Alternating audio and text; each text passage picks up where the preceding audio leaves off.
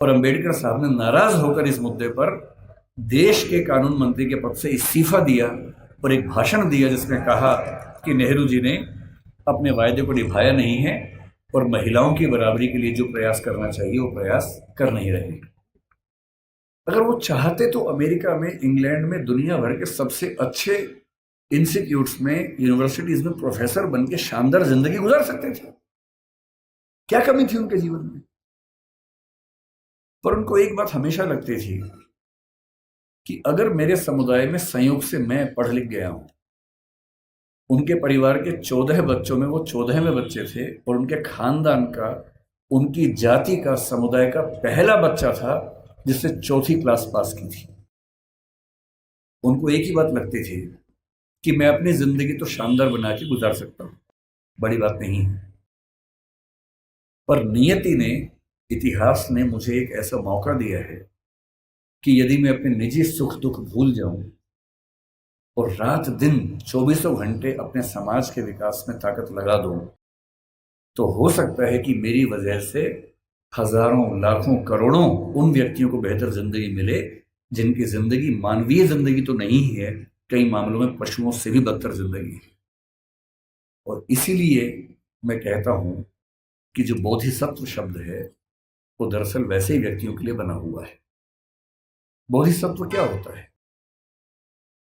महात्मा बुद्ध के बारे में कहते हैं कि जब उनको मोक्ष मिल गया, बुद्ध मानते थे कि जीते जी भी मोक्ष मिल सकता है, कहते हैं कि उनको मोक्ष मिल गया।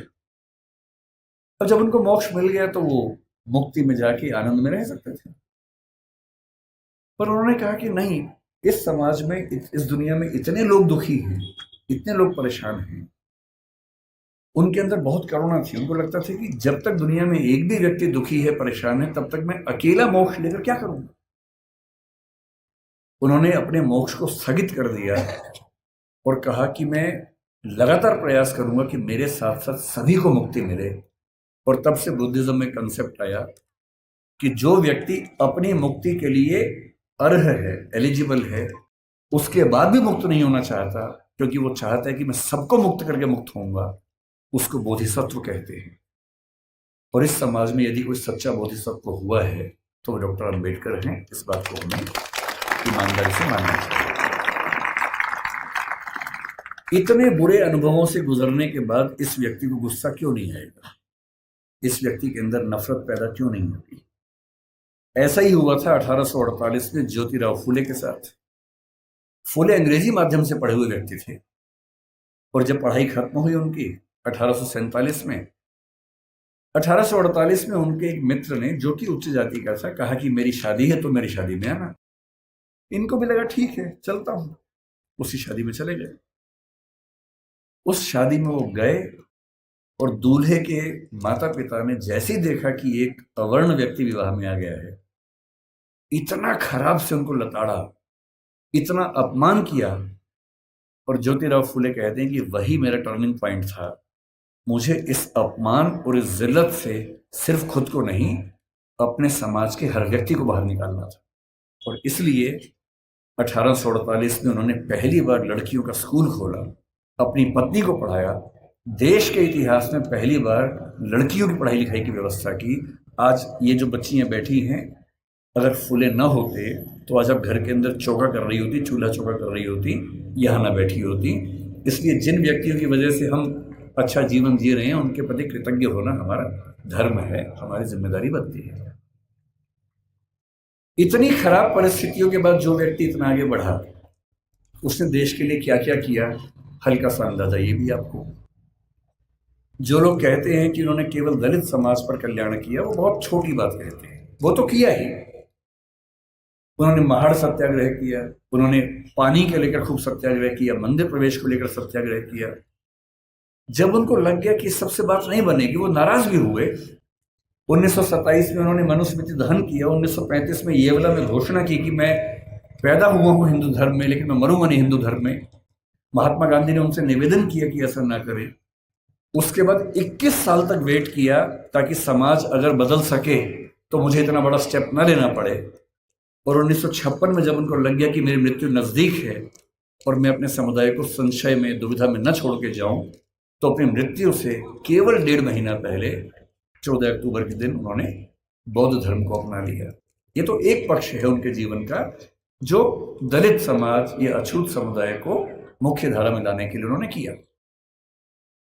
उनके जीवन का उससे बड़ा पक्ष जो मेरी नजर में है वो महिलाओं के बारे में है। आपको अंदाजा नहीं होगा शायद, जब भारत का संविधान बना उन्होंने बहुत जिद की, और ये बात 1935-36 से ही शुरू हो गई थी, आजादी के बाद तक चलती रही, कि महिलाओं को बराबरी मिलनी चाहिए और महिलाओं को बराबरी देने के लिए यूनिफॉर्म सिविल कोड का आना बहुत जरूरी था, जिसको आजकल हम बोलते हैं समान नागरिक संहिता। ये यूनिफॉर्म सिविल कोड आज सरकार कह रही है कि हम लेके आएंगे। ये जिद जिस व्यक्ति की थी वो डॉक्टर अंबेडकर थे। उनको पता था कि जब तक सामाजिक कानून सभी धर्मों में पुरुष और महिला के लिए बराबर नहीं होंगे तब तक महिलाएं आगे नहीं बढ़ सकती हैं। उन्होंने कहा था, मैं किसी समाज की प्रगति का अनुमान इस बात से करता हूं कि वहां महिलाओं की हालत कैसी है। अगर महिलाएं पढ़ी लिखी नहीं है, वो घर के अंदर बंद है, तो समाज कैसे प्रगति करेगा। वो नेहरू जी से लड़ गए।